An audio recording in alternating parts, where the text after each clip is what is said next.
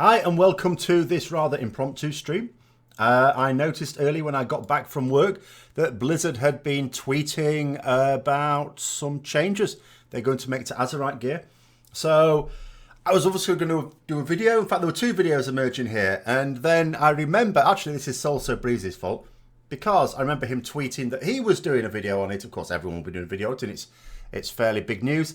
And he was saying, oh, I'm going to have to delay the stream. And I thought to myself, why would you delay your stream? Just talk about it in the stream. So then I thought to myself, I should just do that. So that's what I'm going to do. So there's going to be two parts, especially if you are going to be watching this non-live. There are going to be two parts of this video. The first part, we're going to talk about the new Azerite changes. Hence up there, what do we think about the new Azerite changes? I have just remembered I have done something extremely stupid, which I need to fix really quickly. Why am I such an idiot? Bugger. And in order to get some actual chat up on here, how dumb am I? And the second part is going to take the form of some discussion about the community aspect of what Blizzard are up to, because, well, is this even going to work? So annoying. They are. I hate it so much. Right, so anyway, I'm going to be carrying on. People who are watching this at the moment on the stuff are not going to see it too easily. So, in terms of what they've been talking about, here is the first one, the little introduction.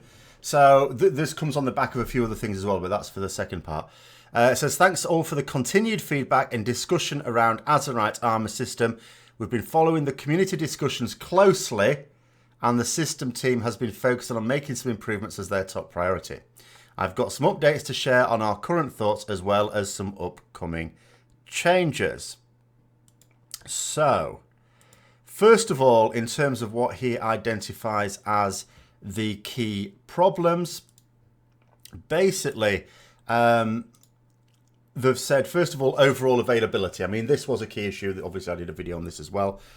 It says, while there's plenty of Azerite armor in the 295 to 340 item level range, further sources are heavily limited and susceptible to bad luck. I'm not sure I would call it bad luck, actually, because I think you need good luck to get it from certain sources at the moment. That's the key thing, particularly from Mythic Plus. It says even players who are doing a wide range of high-end content are still wearing at least one item level 340 piece, despite having replaced all their other gear several times over. Everything else about the system is basically relevant if you can't get your hands on the gear in the first place. Now, I want to point out here, I'm going to do my usual forensic analysis stuff on this. I want you to note this top here. It says, to start, here are some of the bigger issues we've been seeing brought up. What they say here as the problems are not necessarily what they see as the problems. Try and make the distinction. What they're doing here is highlighting what they see our issues as the problems are, which is not necessarily the same thing. So, you know, take that as you will, but nonetheless, they're quite correct. What the community is saying is an issue at the moment is that accessibility. Sorry, we're not going to be able to get the chat on there. That is super annoying. I'm just going to have to relay a few things that people are saying. So let's have a couple of things then.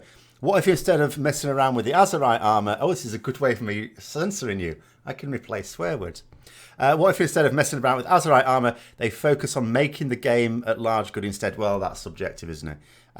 Obviously, they're in a situation now. We can go on forever about what they should have done. The fact of the matter is they're in a situation now. How do you dig yourself out your hole? And they seem to be doing something. But anyway, the second thing, so there's a couple of people here saying, you've still got your shoulder 340 and still no luck with weapons. So it's the shoulder that's 340 for me as well. It's really weird with shoulders. And still no luck with weapons. Still got 355 and 350. You just swapped out your 350 for a 355 and you're 3 out of 8 mythic.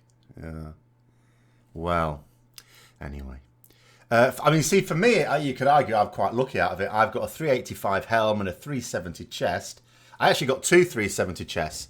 And I can actually use one for raiding and one for dungeons. I've got like a couple of reasonable traits on them now. But the shoulders are still 340. But then I don't do enough to really moan about it.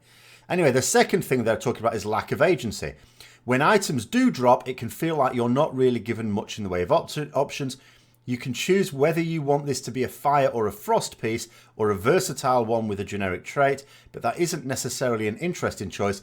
And when you look at the complete package, those choices don't often feel like they're having a meaningful impact on how you play your character. This is certainly true. And then trait depth. Several of the traits that are considered the best mathematically turn out to be some of the simplest mechanically, which reinforces the sense that the system isn't really affecting gameplay. Which is also true. There are some traits that actually would affect gameplay. When people say, oh, all the traits are boring, they're not. But the best ones are. The best ones are just the ones that do their stuff. And the other thing as well, just to compound it, even if the ones that did affect your gameplay were on par or even slightly better than ones that didn't, you would probably say to the majority of people, still take the one that doesn't, because if you don't change your gameplay appropriately, then you're not getting as much use out of it. Like when you run a sim, that sim assumes that you're going to play your character properly. Now, if you don't, then you're actually better off with something passive. It's the same with talents, isn't it? Sometimes a more difficult talent to use may do more damage or more healing or whatever, but with a lot of players, you would actually say, do you know what, take the passive option because you personally will do more damage or healing or whatever with it. So your I'm about 368 now. My item level is about 368. I did all right out of the Warfronts. The Warfronts are back for Horde. I got some 370 legs yesterday. Nice one. With Leech. I like me Leech when I don't trust healing. You're full casual, not one mythic and only LFR. You've got 343, so you do have option. Yeah, well, the lower your item level, the less of an issue this is. So anyway, let's get on to what they're suggesting. Oh, come here, you pain in the ass.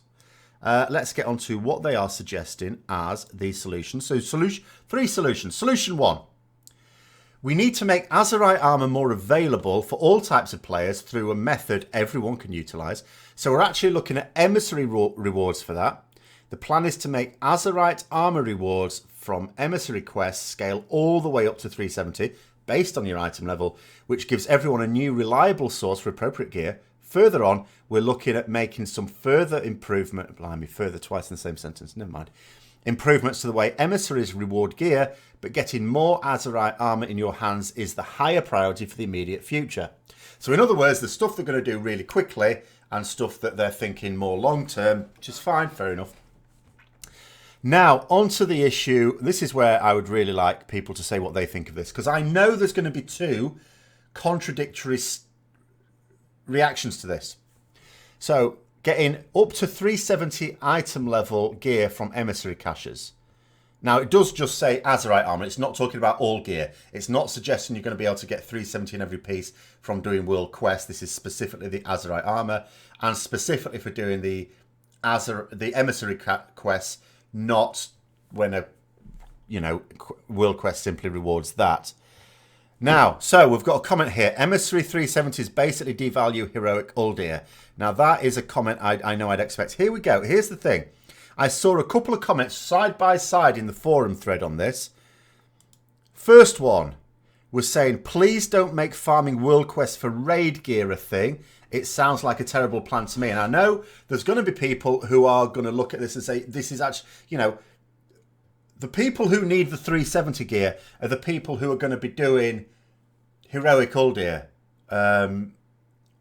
So why are you giving it in world quest, which anyone can do? Because anyone can do the world quest. It doesn't matter what your gear is. A newly dinged level 120 can do the emissary quest. Obviously, they're not going to get a 370 piece because their item level won't be high enough. But they can use that as a progression system. World quests with this become a progression system. Now, do remember, it's only Azerite gear that will go to 370, not everything else. But yes, exactly. The comments we're getting here are, more welfare 370s. And that's exactly what I thought to begin with. That is exactly what I thought. I thought, we don't need this. I don't need this. I don't want to get 370s from World Quest. I'm a casual player. If I'm not going to get it from Mythic Plus, then I shouldn't really be getting it. But here's another comment, and you can see why, to be fair to Blizzard, they may do this. So here's the other comment. Sounds good, thank you. I am personally burned out from raiding and Mythic Plus in general, so I'm looking forward to being able to obtain high-level Azerite armors from emissaries. At least it will motivate many people to do world quests again too. As if that's a good thing. So you've got someone here, and the fact that he's calling it high level, so if 370 is high level for you, you are casual. You know, my item level is about 368. I'm casual. Okay, there are people that are casual that might not have that high item level as well. But the fact that people actually think, you know, and this is, and I know people are going to go on to the old entitled issue here, but these are the competing views. And obviously Blizzard have decided that they're just going to give it to everyone. Now, how that is going to affect Heroic all day, I don't know. Because the rest of the gear is still useful. So anyway, let's have a look. If it's only the head, shoulders and chest, that's fine. As the rest of the 370 items shouldn't be made available through those means, they're not. Obviously, you get one 370 item every now and then from Warfronts, because I got one yesterday. Devaluation of raiding and mythic. It is a little bit. I mean, it's not completely. If they were going to say that all World Quest rewards are going to scale up to 370, then yes, that would be an absolute nonsense. But to be fair, that's not what they're saying. If getting gear specifically from raiding is so hard, focus on making raids more accessible. The raids feel daunting for a new player. Too complex, and older players don't help teach new players. Now, what I would say to that, Bright Sky, is ultimately the way to access raids, which are, you're right, very complex, and for a new player, very scary. But what's scary about them? The fact that you're probably trying to do it in a pug. What I think, and I've always thought Blizzard need to do, is to encourage guilds in a way that they don't, you know. That's the way to get into raiding. That's the way I got into raiding in vanilla. I joined a guild. I didn't attempt to pug them. I joined a guild where everyone's invested in making sure that everyone has a good time and gets on in there. So that's what I would say about that. I absolutely understand that for a new player, raids on even LFR would be massively daunting, and certainly trying to get into a pug would be very disheartening, because the amount of toxicity and knockbacks you can get from you know, a normal raid pug can be quite dispiriting. But that's why you need a guild, because in a pug, no one gives a shit about you. No one cares. They're not invested in your long-term future in the game, whereas in a guild they are. So they'll help you out. They will help you out. But anyway, their second solution. It says, when we add new Azerite armor in what we're calling BFA Season 2, starting with Siege of Zuldazar and its corresponding Mythic Plus and PvP seasons, BFA Season 2. They're not calling them tiers then anymore. They don't want to call them tiers. We're going to add another outer ring to those pieces of gear that has 2 spec-specific trait options for each spec. This effectively means that your favourite traits will be available on a lot more items, while also opening up a lot more options across the scope of all your Azerite pieces, and thus, we hope, create more interesting decisions. Now,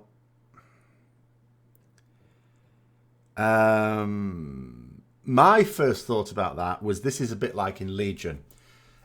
Given that this is something that they're planning for what they're now calling Season 2, Siege of Zuldazar, I'd maybe take it with a pinch of salt at the moment. Do you remember in Legion where they had a plan to extend the class order hall research, which they did do, but the original plan was going to be that relics, which are what you got to boost your item level and had traits on them, were going to have 2 traits on them.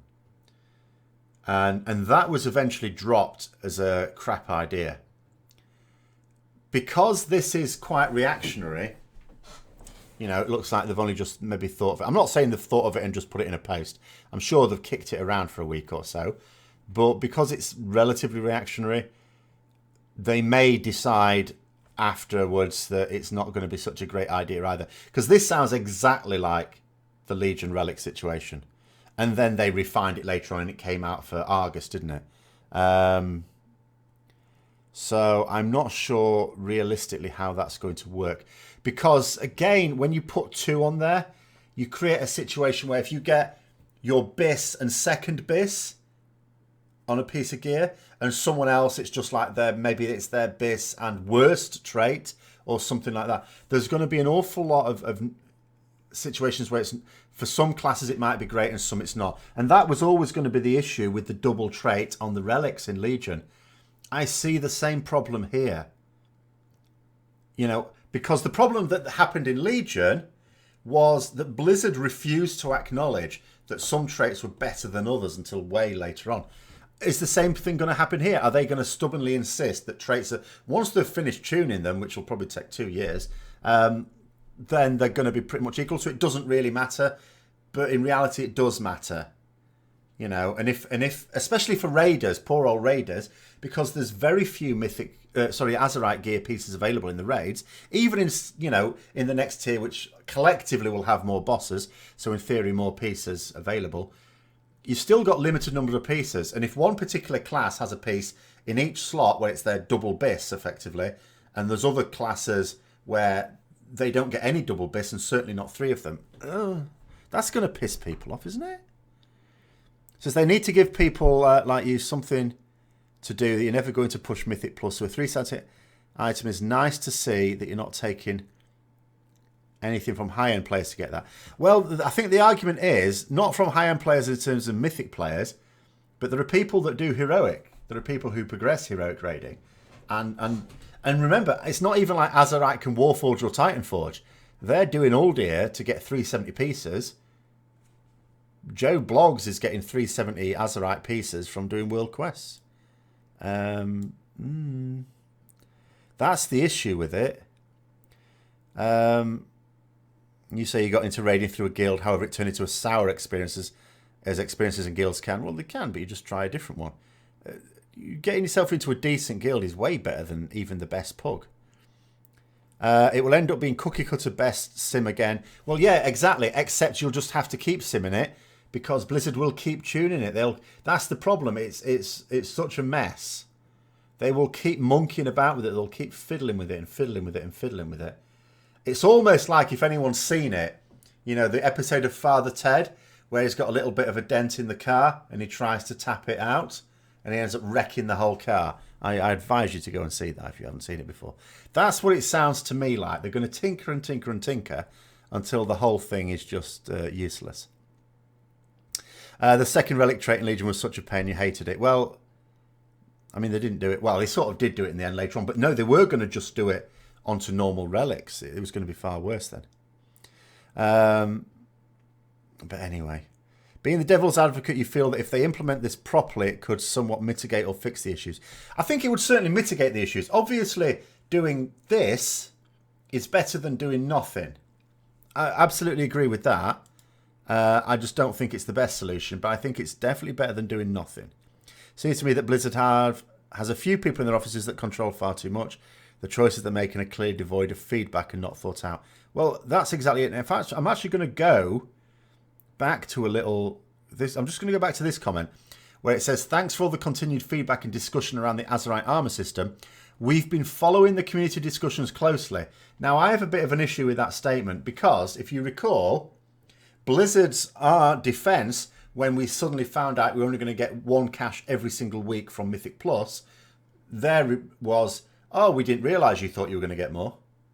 So it's one or the other. You either get to say, oh, sorry, we didn't know what the community knew. We had no idea what you were talking about, even when it's on their own forums. In which case, of course, our response is pay more bloody attention then.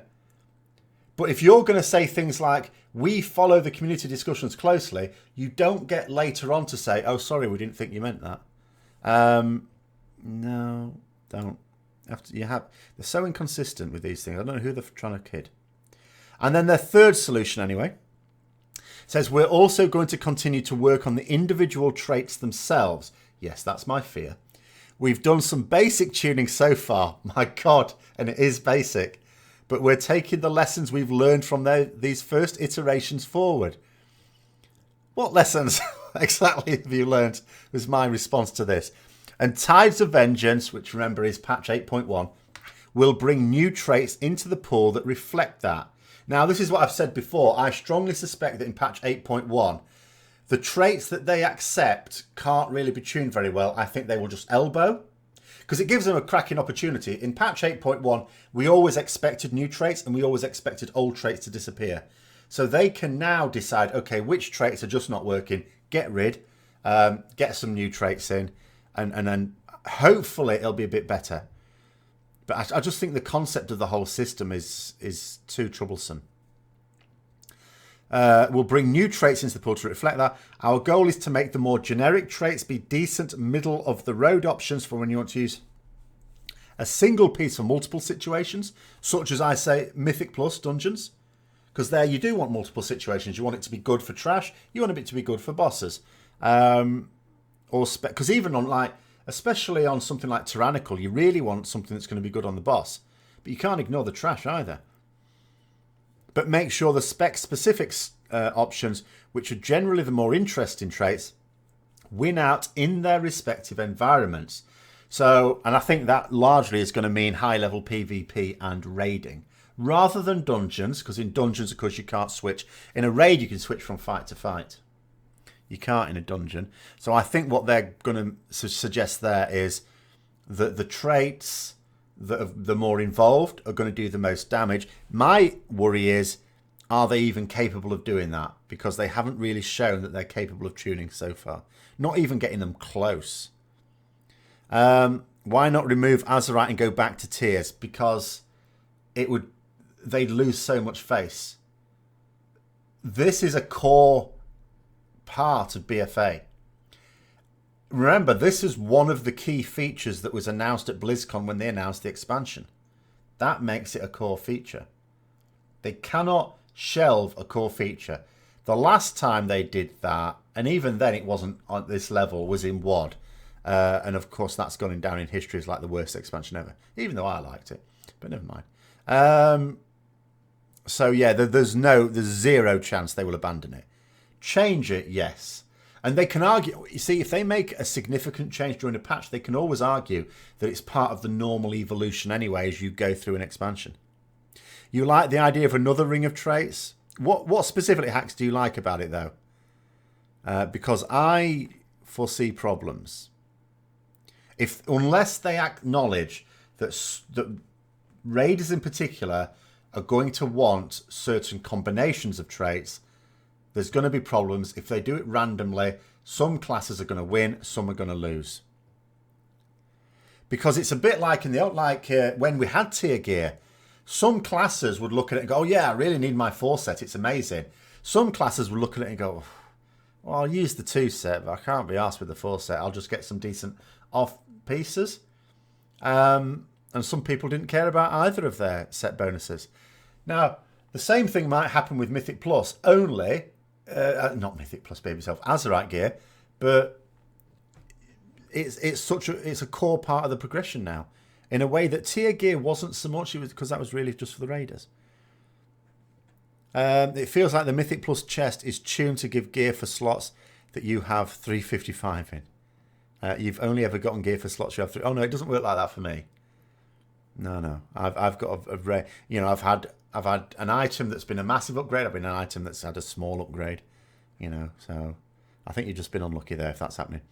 They need to set the traits in stone and stop messing about with them. One trait will always be bursting as a result. Well, in a different situation, remember, there are different situations. Some traits will be good in one situation and not in another. You've got to bear that in mind. But that's what makes it much worse for raiders as well.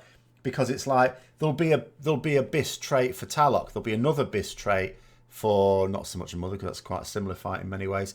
But for Zekphos, for example, another one for Zul, another one for Mithrax. So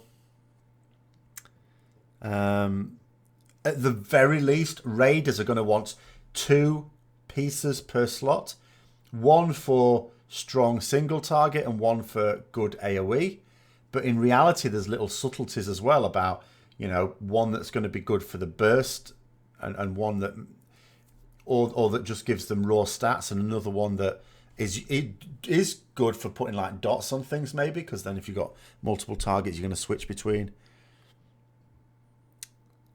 So you can just imagine raiders thinking, well, you're going to need, if there's several different traits that are useful for different bosses, they need to collect them all, and it's not easy, especially if they're not available. They should have made spec traits chosen on the Heartlight War Mode's talents, then make the generic trait on each piece the center ring with the ancillary stuff on the outer parts. That sort of choice. Well, I mean, what I think they should have done, I think a lot of people have already said this, is really just had it so that you unlock traits like we did in Legion. Because that was, I think, the one aspect of artifacts in Legion that people didn't really complain about, the fact that you unlocked them all. There were a few complaints about them, but I don't think that was one of them. You don't feel that BFA is a filler expansion. There's no such thing as a filler expansion. I don't know why people get these notions from you. There is no such thing as a filler expansion. Every expansion needs to do well, because otherwise if you even try and design a filler expansion, you might not have enough of a player base left for what is supposed to be your coup de grace. So it would be different maybe if they brought one out each year, which is what at one time they were trying to do. But where you could maybe bring out one that's and then a big explosive one and then keep alternating. But they never got around to that because it could never work. It was a stupid idea.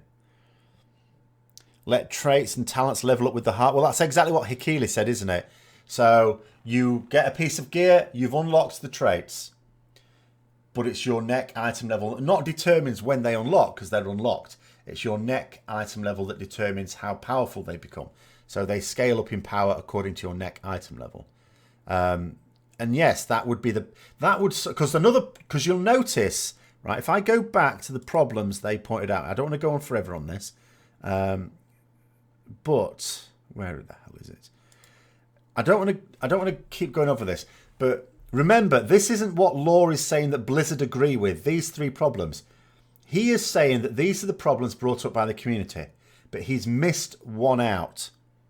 One of the things he has missed out is the concept that you can get a high item level Azerite piece of armor and it not be an upgrade over the much lower one that you already have, because either the lower one that you already have has better traits, or the fact that you've been able to unlock them all and you can only unlock, say, the outer ring of the much higher item level one is a problem. He hasn't identified there. And for that reason, but this is more for when I talk about their feedback aspect to it, why they're still not really trying to properly understand. Hi Rob, you're sure it's been said, but you honestly couldn't care about leveling the neck item. If it dings, it dings. Well, as a casual player, I'm the same. I'm not obviously getting anything from Mythic Plus Dungeons. The only time I'm getting anything is when I do some World Quest, and I'm not doing World Quest that much. I haven't done a round this week, in fact. I mean, this week has only just started, so it's only 2 days in, but still. Yeah, I'm the same. I don't care. It's at level 21 at the moment. Don't give a crap. If I had to, maybe I'll put a bit. I mean, in a couple of weeks, I've got a week and a half off, sort of. So maybe I'll do a few. Maybe I'll do some world quests every day then. Who knows? But in the main, yeah, I'm not bothered. But I'm a casual player. Did I go through the comments on the latest video on Azerite and the possible changes for it? Yes, I generally am able to read most comments, especially now I've got a little bit more time that I'll stop streaming. But ultimately, all those changes boil down to the three things that I said. The only way to change Azerite traits, the system itself is the system itself. They're not going to change that. It's impossible to... Well, first of all, it would take a lot of work. Bear in mind, notice their solutions. Some of those solutions, they are going to come in 8.1 because they can't just suddenly do it. They can easily increase the scaling of World Emissary Cache stuff to 370, they can do that at the switch of a button. So that's something they can implement straight away. The other things they were talking about is going to be part of a patch, because that takes much more. If they tune the spec-specific traits well enough in Season 2, it could solve the largest complaints with the Azerite system. In terms of the trait complaints, yes, they could. And that's why I mean, what they should do, and I'm sure what they will do, is there are certain traits that are particularly problematic. They need to get rid of them, and they have the opportunity in 8.1 to do so without ever having to admit there was anything wrong with them in the first place.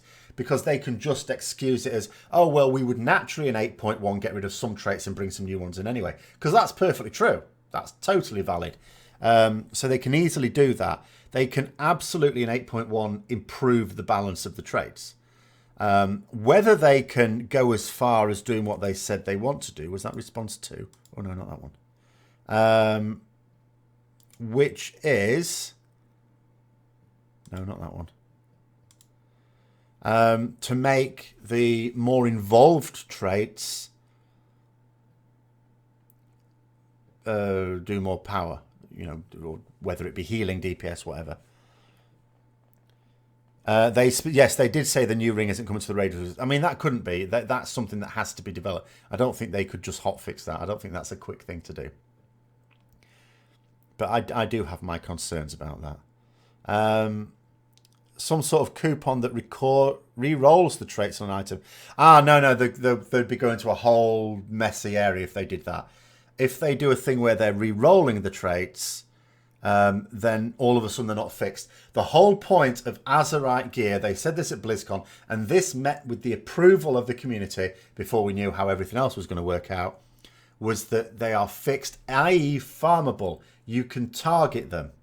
That was the key thing they said at BlizzCon. You can target for the traits you want. The problem is that it's a lie. We can't target them because in a raid, you don't pick certain bosses. You do the bosses and the stuff drops that drops. In Mythic Plus dungeons, in theory, you could target certain dungeons. However, because you don't get Azerite gear from the dungeons directly, you can't target it. So they actually lied about that at BlizzCon. But part of targeting it was the fact that they had to be fixed traits on it. No, if they were to add on randomization of the traits on the pieces, even the second trait, apocalypse would happen. Honestly, that would be a disaster. People would go loopy.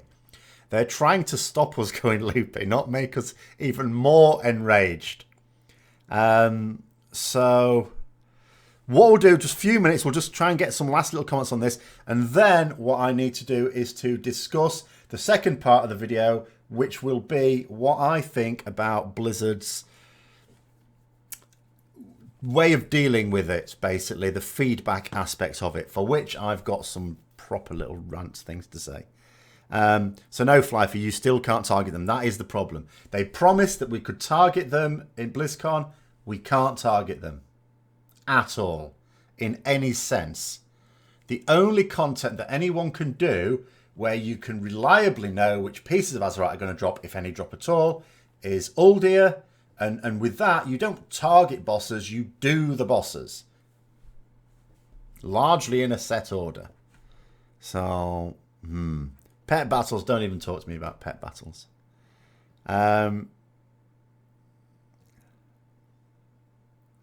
You think they need to make it so you can target Mythic plus Azerite, but that just seems open. Yeah, people keep using the word hyperbolic too much at the moment. Randomizing traits would turn WoW into a very inefficient Diablo. Yeah, no, they're not going to randomize the traits. They won't do that. I completely trust them not to do that. That would be as much as they try and pretend they don't really know what we want. It's a load of rubbish. They just refuse to acknowledge it. They know we don't want randomized traits. They know we would go absolutely apeshit. Even emissaries are a poor way to target pieces. Well, yeah, because you can't. Because that's random. Everything's random apart from raids. And raids, you do all the bosses. You don't target. You know, the only sense in which you can target it is once you've got it on farm. you know, your raid leader can say, okay, who needs this particular boss? And people can go, well, I don't need it. Someone else can say, oh yeah, my bis shoulders dropped from this one, so you're in. That's the only sense in which you can target it. But that's not really what we mean by targeting it. So, no. You feel that Blizzard has lost its touch. You enjoyed WoD, but this whole situation is sad as it's causing issues in otherwise fun games. Real shame, yes. So what I'm going to do here, I'm going to halt the discussion on what we think about the new Azerite changes. And I'm going to begin, I'm going to try and be disciplined here. I'm going to begin on the community responses. There we go. Blizzard and their fortress mentality. This one is going to be ultra critical, this bit. So basically, we started... The fortress mentality is a term that I use. It's not a term I came up with, obviously it exists. But a term I started using actually in WoD. Because the community managers actually used to behave like PR people. All the way up to WoD. WoD was such a massive disaster and disappointment that then Blizzard started getting a lot of stick. And there were instances, I would say, of where they were actually quite rude. Now, sometimes, of course, people step over the line in how they deal with what are essentially people, but still.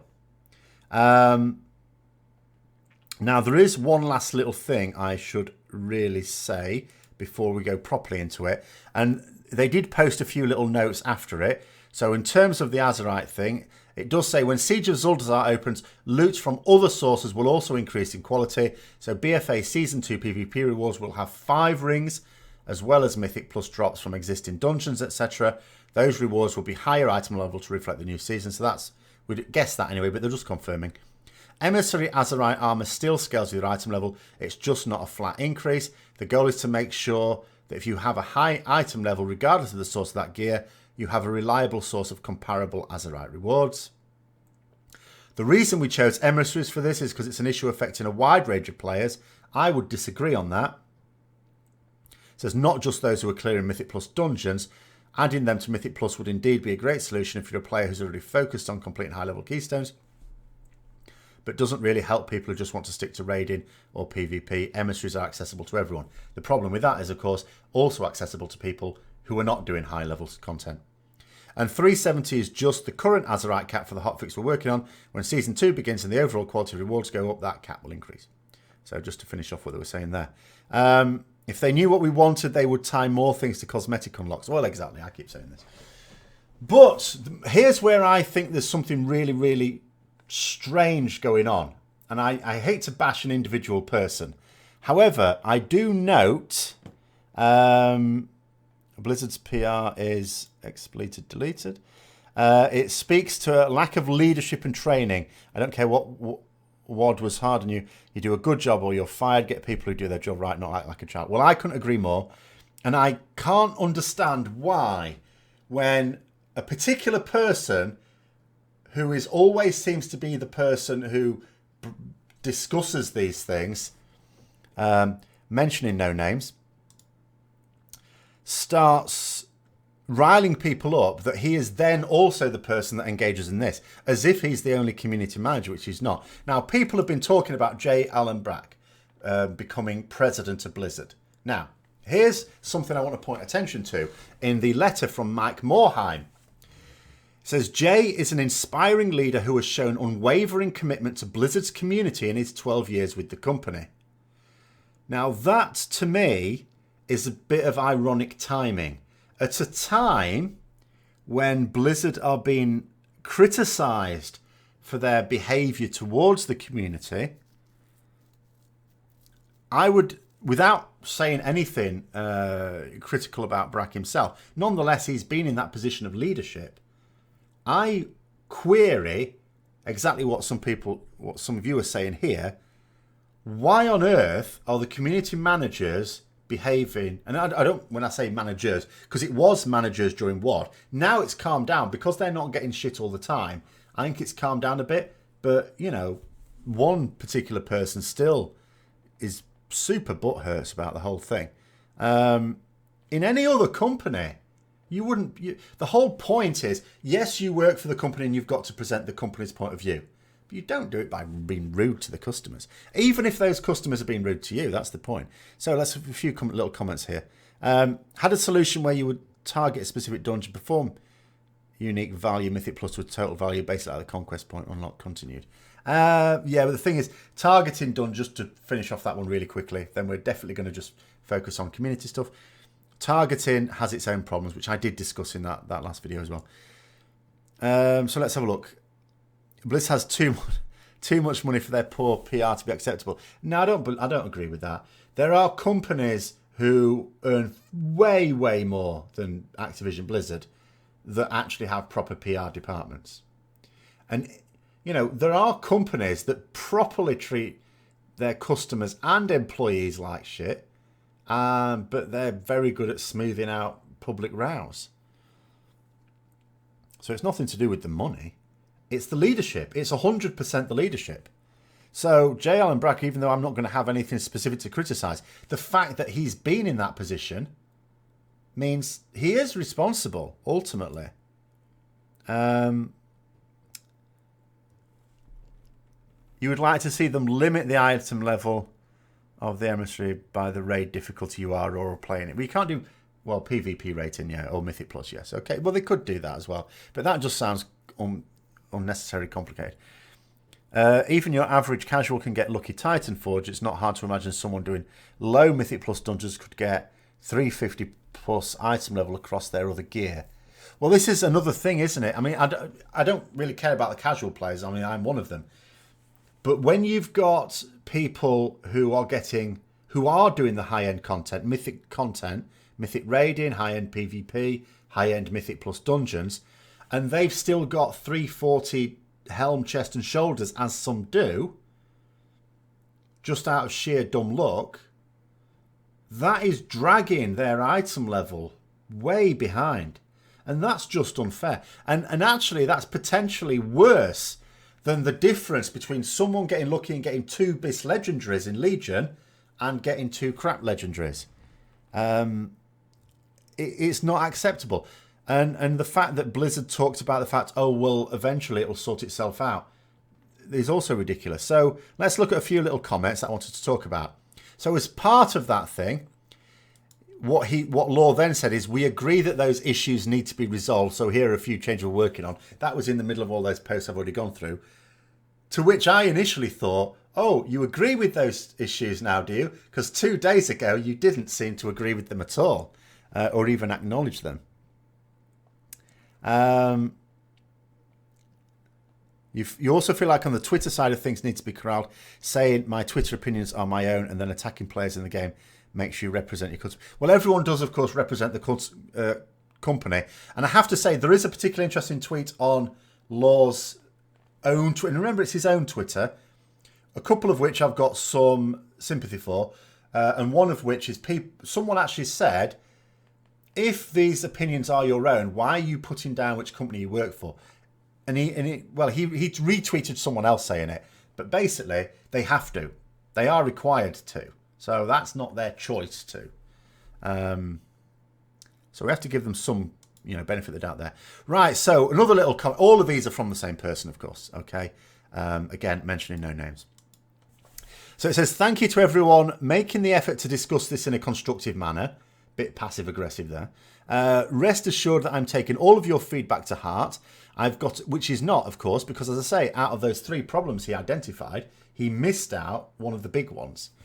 It says, I've got a great list of discussion points and arguments to make on your behalf the next time I meet with the development team, as if he's like representing us. There's a number of good points raised in this thread that I haven't responded to yet, simply because I haven't had a chance to talk to the devs about them. And for full transparency, it's going to be a few days before I can. In the meantime, keep making good points and I'll keep taking notes. And as for, quotes, this conversation should have happened during beta. You're right, it should have. I'm sorry it didn't. Now, correct me if I'm wrong, but weren't people saying that I haven't seen his comments. Wasn't he saying, some people were telling me on Tuesday that he was saying that the community did not discuss these things in the beta and that's why it wasn't discussed. So what's changed his tune there? Unless he's just apologising in the sense that he's announcing his regret of the situation rather than responsibility. I don't know. Let's have a look. You don't care if it's his Twitter, you represent your company in and out of it. Yes, you do indeed. I represent my company, which is why, I have to be a bit careful about what I would do. I mean, they know that I do this, but I wouldn't ever say anything. Not that I'd have very many things derogatory to say about my company anyway, but I wouldn't, even if I had a grievance, because that would be very unprofessional. And I certainly wouldn't attack the customers of my college. But here's something on his tweet. Now, this is fair enough, actually, potentially. So it says, just for your information, yes, I've been doing it a lot lately. Yes, I am very quick to mute or block people on Twitter. It's, in my experience, the only way to make using Twitter not be a constant slog through garbage spewed by anonymous dickbags. My mental health is greater than your idiotic ranting. And I've no doubt, obviously, this is what I mean about people taking it too far, people making it very personal. Even when someone has been a complete imbecile, or is not an imbecile, so pretended to be, there's no point in being personal about it. And people can take things very personally. So, you certainly shouldn't go to someone's Twitter account and start throwing them a load of abuse. If indeed that's what it is. It may not be abuse. It may be people who have actually just argued against what he's been doing or just criticising him and he's taking that to be the same thing, but it really doesn't matter. Is passive aggressive for that? So what did I say that about? I said that about that. Yeah, well, the comment itself looks innocuous. Oh no, it's not that one, was it? Sorry. Where am I going? Here. It says, thank you for everyone to make the discuss this in a constructive manner. The reason why I say it's passive aggressive is his use of constructive manner is, it's like excusing when, it's like him saying, being able to choose which comments he likes, in which case he'll call it constructive, and which ones he doesn't like, in which case he'll call it trolling. Because Blizzard do a lot of that. I'm not basing it just on how it is at face value. I'm basing it on other things he's said. Because that's the way it is. It's, if, all criticism on the forums, you have to... The definition of, for me, the definition of constructive criticism is criticism that identifies a problem and suggests a solution. It doesn't matter how rude it is, it makes no difference. If you just identify a problem, even if you do so very politely, but you don't offer a solution, that's not constructive criticism, because where's the construction? You're not offering a solution. But if you identify a problem and you offer a solution, that's constructive, because what it does is it allows someone to go, oh yeah, that would work, maybe we could think about that. Or for them to go, actually that wouldn't work because you haven't considered this. Either way, it allows a discussion. So that is my definition of constructive criticism. Whereas some people take it to mean, I don't like that comment, therefore it's not constructive. And that's, to me, making whether something's constructive or not subjective. And how can you make a judgment of someone's comment subjective?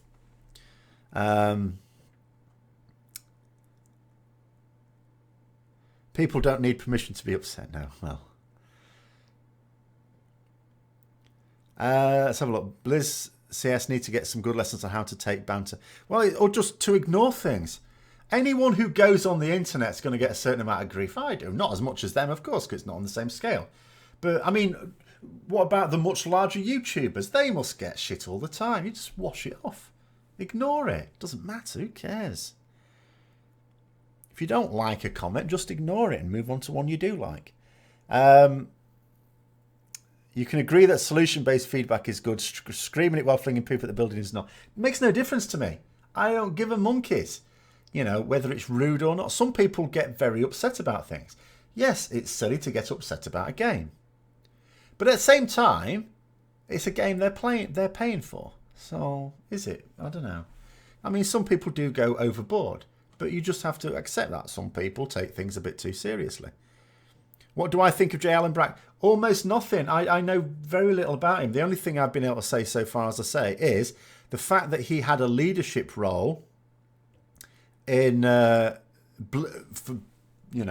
of Warcraft as a whole means that part of the responsibility for the behaviour of community managers, and I'm not saying all community managers are bad. In fact, you know, there is one who plays a paladin who's very sensible. Because that's another thing you notice. Because when, let's put it back up again.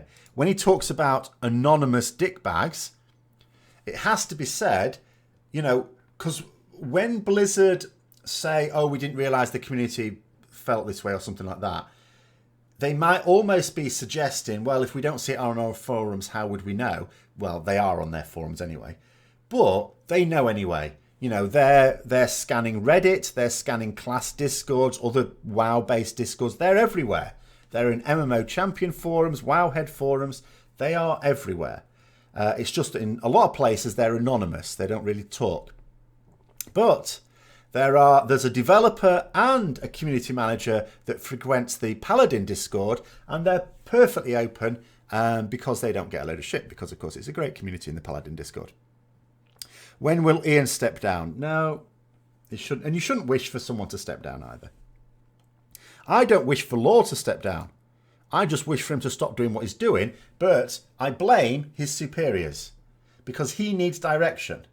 I never call for anyone to step down because you're basically talking about someone losing their job when they're perfectly capable of doing that job. They just need guidance, and they're not getting it. He seems like a dedicated guy. I agree completely. I think Ian Hazacostas is dedicated. I just think he's bitten off more than he can chew. I think he's adopted a chaotic system and he doesn't know how to fix it. And I think he should get help. And I don't think he's getting it. It's chaos. It's quite clear that the teams are not coordinated. We knew this from Legion, and it doesn't seem to have got any better. The channel didn't even get toxic when we were baited with a fake 8-second Steed carrot. Well, indeed, exactly. Absolutely cracking community. So anyway, so Law also got himself into a lot of shit because he was very condescending, basically, and then replied with this. He says, holy hell, this thread went places. Okay, couple quick things. One, I've mentioned elsewhere that we're looking at Azerite armor availability. 3 weeks into a raid tier Mythic Plus season is a bit early to make hard conclusions. I'm going to say here, no, it isn't. An expansion, when it launches, has to be your A game. You can actually afford it to dip a little bit, but at the start, it's got to be. I'll give you an example for me personally.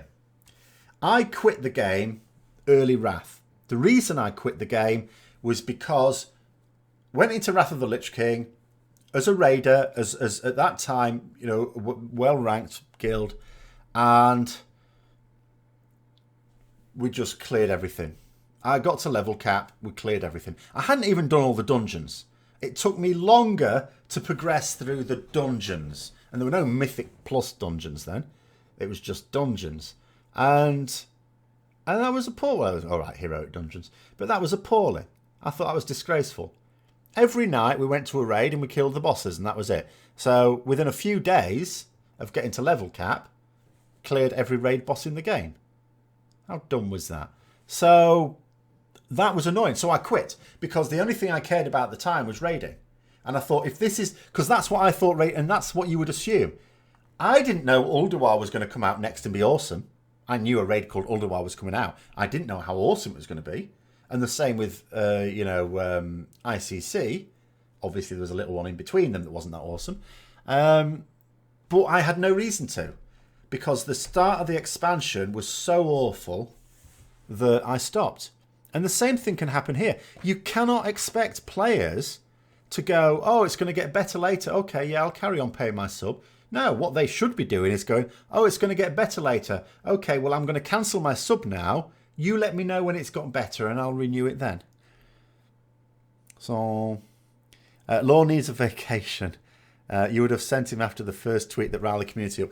I'd have stopped him posting on this area. I'd have said, leave it to someone else, mate. You just filter things, and if you see something interesting, draw it to our attention. But don't. I'd cancel his ability to be able to post on the forums, only to read. It seems internal structure in Blizzard is simply the issue here. I agree. The leadership, the coordination at Blizzard is a massive, massive issue. The game, and I cannot reiterate this enough, I think that on balance, the game is way better than is bad. Because I pay, as a casual player, I pay for 3 subscriptions. 3 accounts. And I'm paying for all of them. I wouldn't be doing that. I'm not a complete idiot. I wouldn't be doing that if I didn't think it was good. As soon as I had to stop Mythic raiding, if I didn't think that the rest of the game was worth it, I wouldn't be playing anymore. Be throwing myself into something else. No, I didn't raid Ulduar. I quit the game. Because from my point of view, as an end game raider who'd done all the content, well, not all the content in vanilla actually, because the last few bosses we didn't finish in Nats because the guild basically pissed off. But in TBC cleared everything, including Sunwell Plateau, several weeks before the pre-expansion patch. So I'd kill Jaden a lot of times.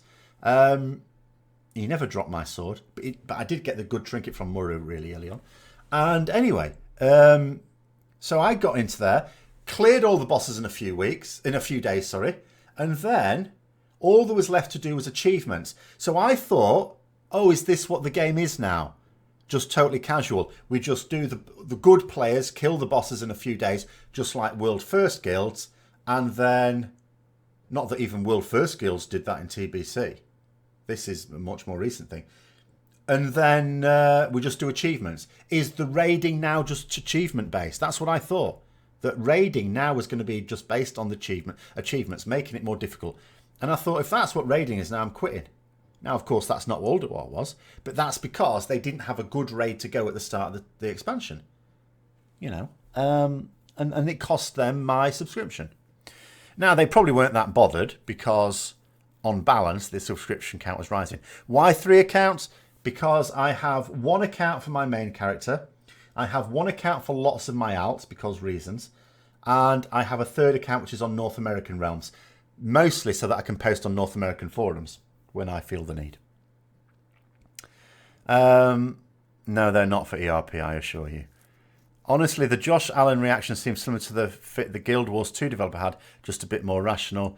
No, the Guild Wars 2 thing, that was proper nasty to all the community. I mean, I'll accuse Josh of being foolish, but not downright vindictive. One last thing on Lord. Do you really think his posts are not something that gets signed off on by leadership? The leadership obviously has to be happy with what he's doing. Otherwise, he wouldn't be doing it. You're not going to tell me that there's some leadership there that's saying, Josh, mate, you can't do that. And they've been doing it for 3 years and he's still doing it. Of course not. There's no way in hell he'd still be doing this, were it not for the fact that no one is tapping him on the shoulder and saying, hey, you're supposed to be helping us out here with the community, not pissing them off. The main issue here is most of this fortress mentality is a near complete focus on the negative comments that are simply toxicity. That is why they can claim they had no feedback in beta. There is obviously an element of that. I totally understand from Blizzard's point of view that they're going to get a lot of comments that are actually trolling. And I also understand that's not the worst part of it. Troll comments you can ignore. I get troll comments, not a huge amount of them, thankfully. You can just ignore them. That's no problem. The biggest problem is actually the other way around. I think what causes a lot of the problem are the White Knight comments. The people who will defend them up to the hilt and tell them what amazing people they are. And every time they say a thing, oh, what a great idea. How fantastic. This is even better. This game is getting so good. I should just live on World of Warcraft all the time. Oh my God, another change. How amazing. You're all fantastic. So then what happens is when someone posts some criticism of it, even when it's perfectly reasonable and polite and constructive, they just see it as, hang on a minute, all these people are saying it's fantastic. You're just having a pop for no reason. I think that's the biggest problem. So their perception is shifted to align itself with all the people that are saying they're doing a great job no matter what they do. Perhaps Josh has a halo effect in the office. He can do no wrong even when he does. I don't know. I mean, I can imagine. Yeah, I know. I'm aware that in workplaces, I've experienced it myself, where sometimes you've got people who, even when their bosses are not happy with what they're doing, they let them get away with it. I don't really believe that. I'd find it very difficult to believe that he's effectively bullying his bosses. I'll put it that way. Because I don't think he's a big enough... Like, if he was like a super big name and they didn't want to lose him, I mean, obviously he was famous before he joined them, then I could understand it. But I don't, you know, let's say they weren't happy and he kept doing it anyway and they did sack him. And I'm not advocating that. I don't believe that's happening. I think they should just, you know, direct him. But if that had happened, I don't think it would be a big blow to the company. So I don't really see any reason why that should be an issue. You miss Metzen. Well, he's still there. He's still causing trouble for us paladins.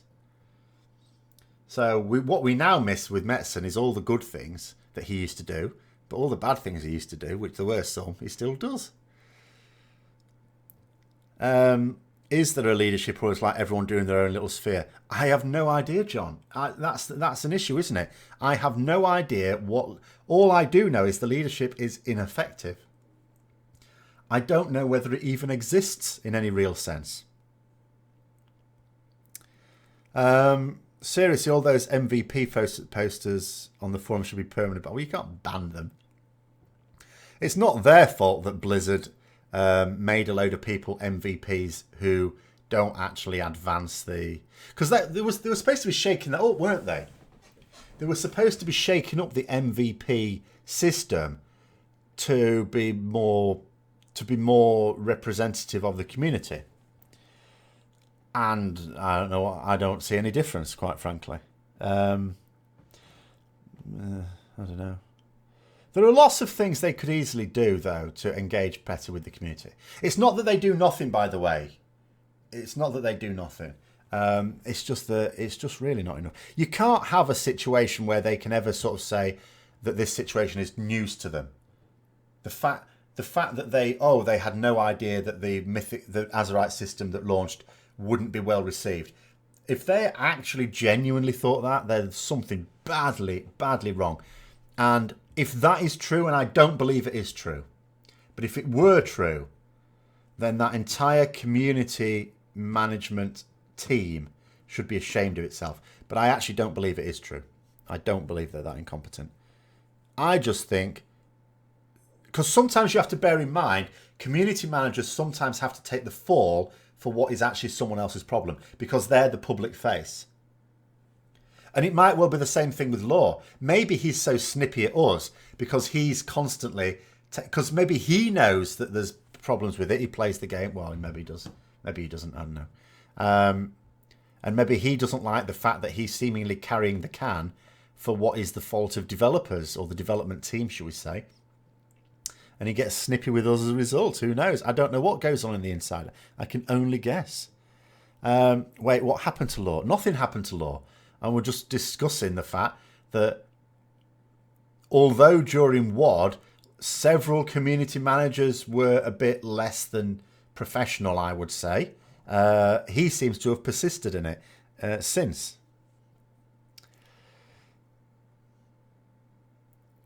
One thing, I'm not a casual. I bloody am a casual. How dare you accuse me of not being a casual? I only play once a week, maybe twice. How much more casual can you get? You don't think they are incompetent either? I don't think they're incompetent. I think they're just up their own arse. I honestly think... I don't believe they're stupid. And I don't believe they are incompetent. I think they are up their own arse. And the problem is, if you don't acknowledge a problem, then you can never apply a solution. So a problem... there's different ways a problem can keep going on and on and on. One is that you are incompetent and incapable of fixing it. But another is simply that you don't acknowledge there's a problem in the first place. You know, if from Blizzard's point of view, and I go back to this comment here, which some people will, I've no doubt, accuse me of, you know, reading too much into it, but I do these things, where he's... Oh, no, not that one. This one. So it says, to start, here are some of the bigger issues we've been seeing brought up. That is not them saying they agree, although later on he did say he agrees. But that statement is not saying, yeah, these are the issues that we agree are issues. That's him saying, this is what you are saying are issues. So in their own mind, they might be thinking to themselves, these aren't actually issues, this is just the community whinging. You know, whining for more loot. That may be how they see it. And do you know what? If, where's that first one? This one, oh no, not behave. This one where it's talking about just giving it to emissary caches, it wouldn't surprise me, because again, it's totally predictable that some people will look at that and say, why should people who are just playing casually get 370 armor from World? Well, why should anyone get it from World Quest? Why not just allow Mythic Plus proper Mythic Plus players and proper raiders and proper PvP players to get it from their own content? Why not improve the access through their own content? That, I'm sure, would have been the response from an awful lot of people. It wouldn't surprise me if, because Blizzard don't really see an issue with it, they just said, fuck it, let's just give it to everyone for Azerite and shut them up. Because it's a quick and easy thing to do. It's a lazy thing to do. Just increase the scale, because it's a button thing. You can just do it immediately. Whereas if they were to increase access, they'd have to do some actual coding, wouldn't they? Except Apple make good products people want. But they also do dodgy things. I don't think, for example, that a product that people want is a phone that can take good quality images that someone else without your permission can disable at the press of a button. I don't think you want that. Apple are a nasty little company, I think. I don't get Apple products. They used to be awesome, and now they're nasty. Anyway, that's a separate issue. You think the leadership is ineffective? You think the work tempo for this expansion was too much for the team? It's absolutely ineffective, and I also thought they spent too long on things that they shouldn't have done. I think they lack the capacity to understand when something is going to take longer than it's worthwhile. I don't think they ever consider the payout. I think they'll sometimes spend too long working on something that they could just abandon and wait till later, and I don't think they do any of that. I have 3 accounts. We can't, whether you're casual or not is not based on how many accounts you have. I don't play those 3 accounts regularly. I just have them when I need them. Players have lack of agency and control. Quick, fling more loot boxes at them. Yes. Let's have a look what else we've got here. You don't go from bankrupt. Oh dear. Well, no, you do. You say you don't go from bankrupt to $1 trillion making garbage like BFA. You can. You just have to be good at selling it. See, here's just a quick technology thing from where I was growing up. When I was growing up, Apple made awesome products. Superb products. Microsoft didn't. But where Microsoft killed it, obviously we're comparing hardware with software, but, you know, Microsoft was not made for Apple products, shall we say. Where Microsoft killed it was the marketing. It's like in the old days, let's see how many people are old enough to remember this. Video recorders, VHS and Betamax. You may have heard of VHS. Unless you're old, you will not have heard of Betamax. Betamax was the superior form. Technically better. VHS won because it was marketed better. And it's the same thing here. If you market something better, and you're good at nobbling your opposition with, by any means, fair or foul, then you can become super successful. So you can never just say because a company is successful that it makes good products. In fact, the most important skill in any business is marketing. Obviously, marketing is easier if you have a good product. That's why I think Blizzard, to be fair to Blizzard, I think they make good products. I think their games are very good. You know, when we're spending all this time criticising them, I've already gone over where I was expecting. We're not criticising them because we think they're bad. If we thought they were bad, we'd stop playing it, stop paying money, and move on to something else. What's the bloody point of ranting and raving about something you don't even want to play? It's because it's a very good game that we would like if it was better. And we see things that we think would make it better very easily. That's what's annoying. They needed to delay BFA to properly finish their intended design for Azerite gear. Well, Malnoric, I mean, there's obviously people have drawn parallels with Blizzard as it used to be. There was a time with Blizzard when if something wasn't ready, you know, and it didn't release in time, people used to go, oh, where's this thing you said it was going to release? They turned around and said, yeah, it's not ready. We'll bring it out when it's ready. Go away. They don't do that anymore. They don't do that anymore. It is a shame. You think they forgot the old saying that sometimes less is more? Well, exactly, yes. Because that's another thing. I think they try and cram too much into expansions. But the problem is it's done now. You know, they always put so much stuff into expansions that wasn't really needed. Really, expansion should just be new content. That's all an expansion is for most games, new content. They don't have to keep monkeying about with class design every time. They don't have to mess about with character customization every time. Every now and then it will be in need of modernizing, sure, and then you do it, which they do. That's fine, but you don't need to do it every 2 bloody years. VHS won that battle because of the porn industry. I'm pretty sure it was because of marketing. I was too young to know about the porn industry. But even I knew when Betamax and VHS existed at the same time that VHS was much more in my consciousness. I remember Laserdiscs as well. I don't know how that was ever going to work. And on mini discs, yes. Anyway. But, well, yes, if it did win to the point, that would also be marketing after a fashion if it won because of that. Who did, if anyone, but investors want BFA to be rushed? Probably no one. But investors hold all the cards because they own the company. The people who own the shares own the company.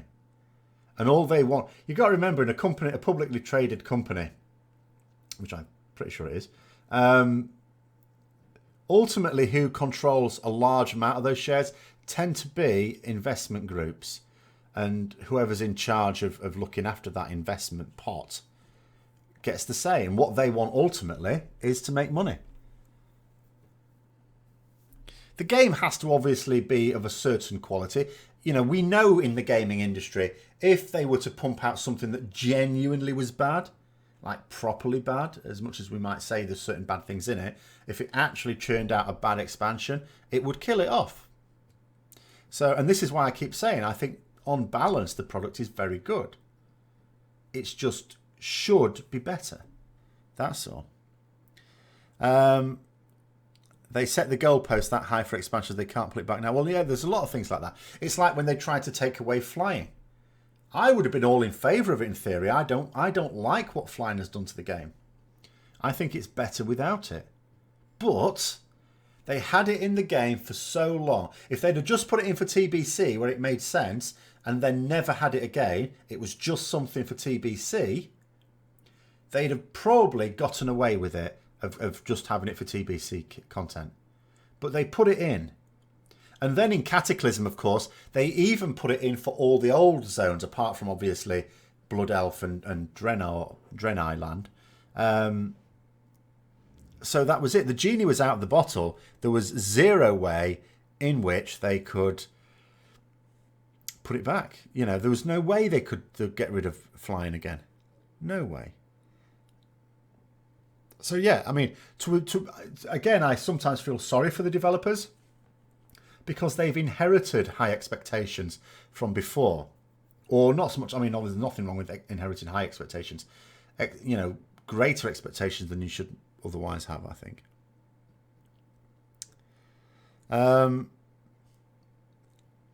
Hopefully J. Allen Brack will run Blizzard more like a military draws. See, I don't understand why people think that all of a sudden the company will be run better when he is the guy that was very responsible for what's happened with World of Warcraft, which is not a disaster, as I say. It's still a good product.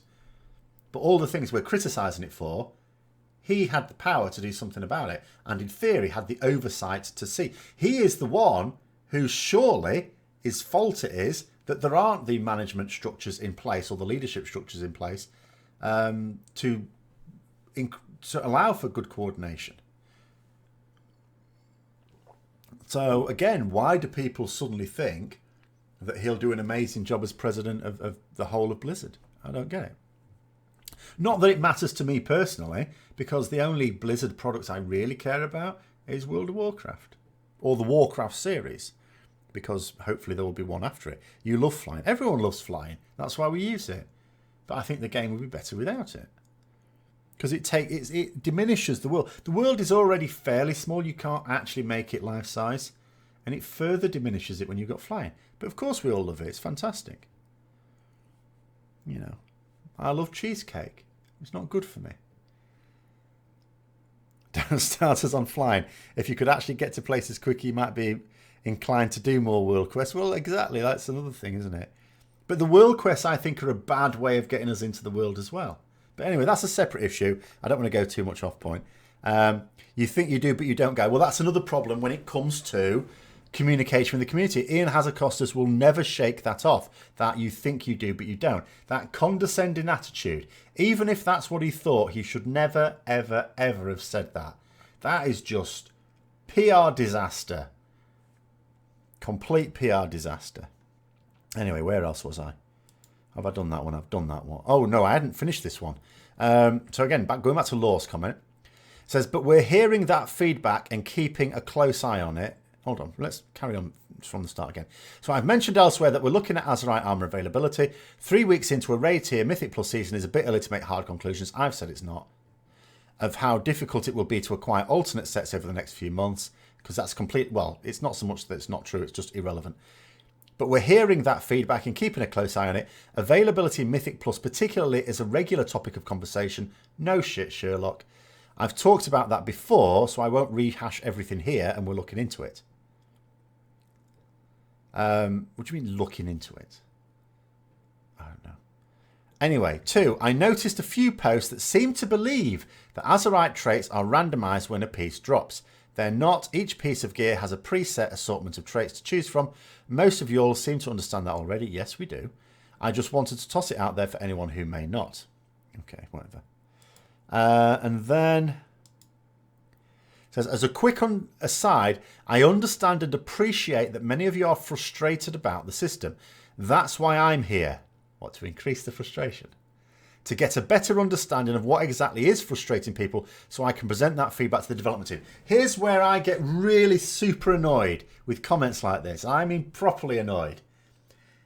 If I understand the frustrations of the community, how the hell does a senior community manager not until this point? And even here, he's not saying he understands it. He's saying he's trying to understand it. He's still in the process of trying to understand it. How is that a thing? How is that a thing? Oh my god.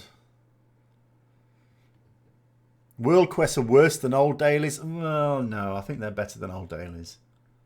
But they are really just old dailies in another format. Mechanically, they're the same. They're just not. Because with dailies, you had to go to a thing, collect them all, and then spread yourself out into the world. With the world quest, you just go to the different parts of the... Because you have to go... In the dailies, you had to go to the different parts of the world anyway. But you had to collect them from a thing, and then go out and do them, and then bring them back to the thing. Whereas this way, you miss out going to the thing and going back to the thing. You just go out and do the quests where they are. It wasn't Ian, it was Jalen that said that. Was it? Am I getting them mixed up? No, it was Ian. I remember it was Ian. Or it was someone anyway. I'm just sure. I'm going to have to check that now. Anyway, you'd really like to hear my thoughts on your logic knot. 1, must have pre-sales. 2, laws require hard launch dates for pre-sales. 3, wants to release only when we choose. They don't need pre-sales. They don't. The amount of money, and I know there's never enough money for investors, I get that. The amount of money that they put back into the game is a very small percentage. The vast majority of the money that the game makes is just pure profit. So they're not like a small, I know we make the meme small indie company. They're not a small indie company. A small indie company may well need the pre-sales. They don't. If nobody bought a pre-order, if like 0 people bought a pre-order, it would not have affected the resources available to finish off developing BFA. So I don't believe they need that first one. They want it purely because the investors are asking. Whereas what they should do is to take the view, look, you're going to get your money. You're just going to have to wait for it. And if you don't want to wait for it, sell your shares to someone who will. They should just take that view. But they don't, do they? But yes, laws do require a hard... They have to. That's why they had to give, when they announced the pre-orders, it's going to be out by the 21st of September. Yes, I get that. But they don't need the pre-sales. That's what I would say on that one. Ian's worst moment was trying to justify no flying ever in WoD, but he had to give that up after like 2 weeks. 2 weeks? About 3 days, wasn't it? I'm pretty sure it was fairly rapid. It was pretty rapid between no flying ever again. No. Yes, okay, flying.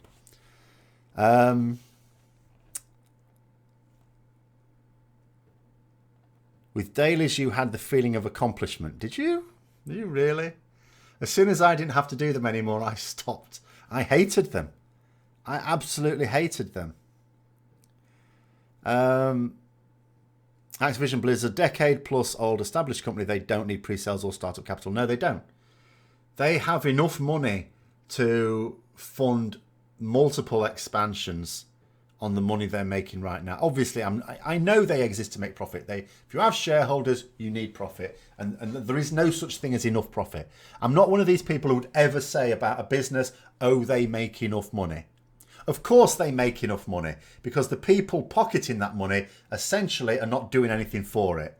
They just had enough money, whether from their own earnings or inherited or whatever, they had enough money to invest, but they didn't there's no effort in it. There's zero effort in it.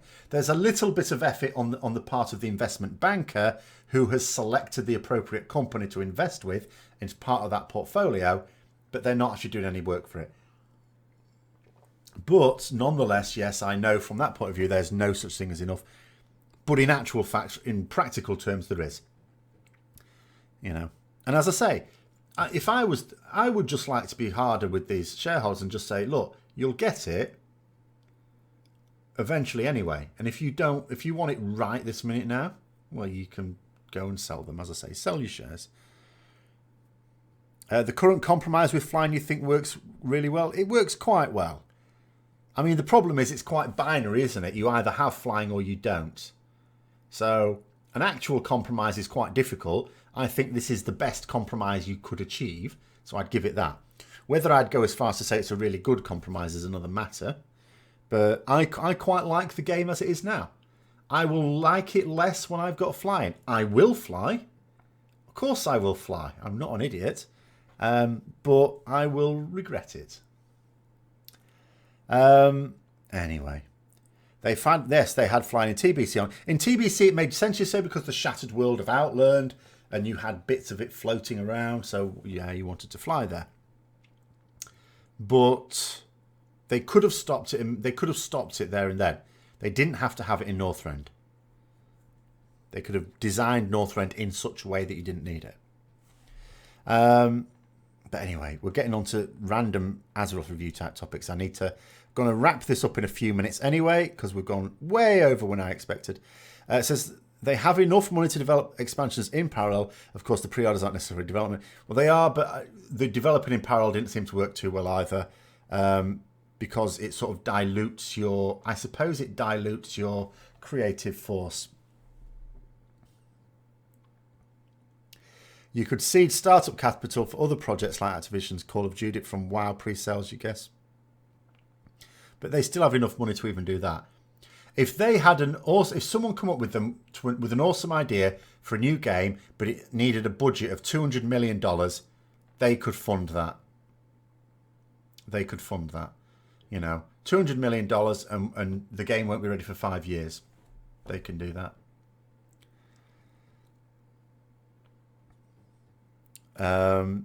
Flying should be its own campaign each expansion. Well, it is now. Legion could have used demons owning the skies and pushing back to their base, or bringing them entirely out.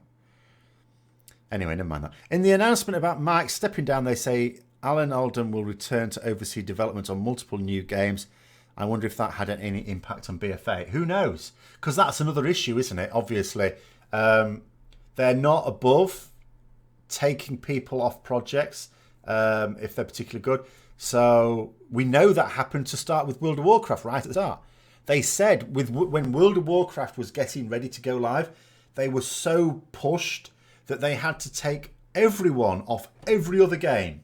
Every other game at that point suffered because they had to get all of them working on WoW, which is why, of course, there are so many features for so many years persisted, because they kept arguing that spaghetti code made it impossible. It's like, no, we can't increase the size of the backpack because we will break the universe if we do.